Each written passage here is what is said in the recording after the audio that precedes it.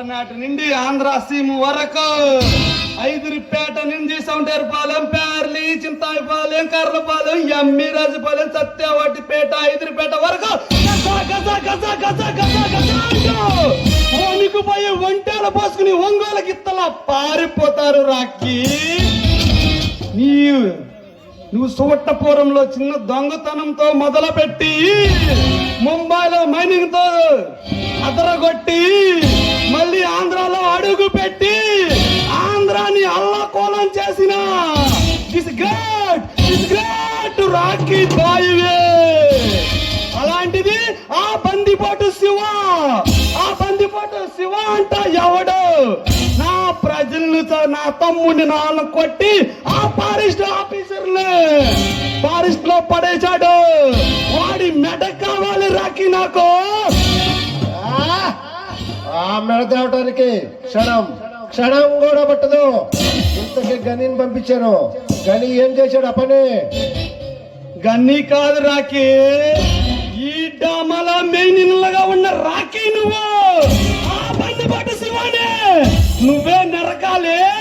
నా కళని నువ్వే తీర్చాలి. ఆ ఫారెస్ట్ పక్కన ఉన్న మైన్యాన్ని బయటకు తీసి కోటీశ్వరుడు అవ్వాలి.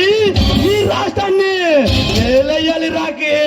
బందిపోట శివ ఎప్పుడు వస్తాడని చూస్తున్నా వాడిని నువ్వే నరకాలి రాకి. అది క్షణం కూడా పట్టదు. కానీ వాడిని ఒక్క ఏటుకి వాడి తల నరికి వాడిని నీకప్ప చెప్తా.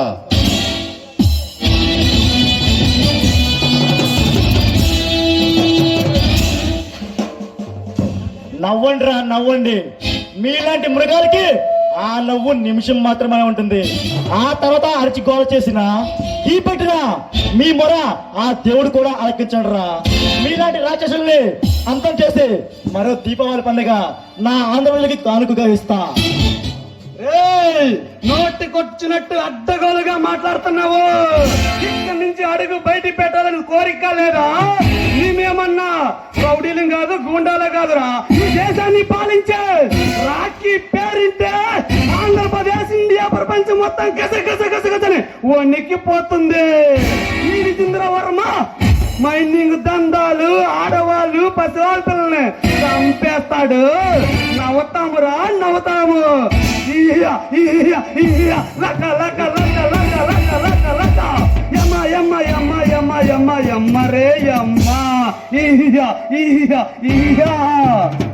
రే గోళ్ళైనా గుండె వేసిన బంటులైనా రక్తం తాగే రాక్షసులైనా ఈ బందిపేట పేరు వింటే గుడ్డుపోటు రావాల్సిందే.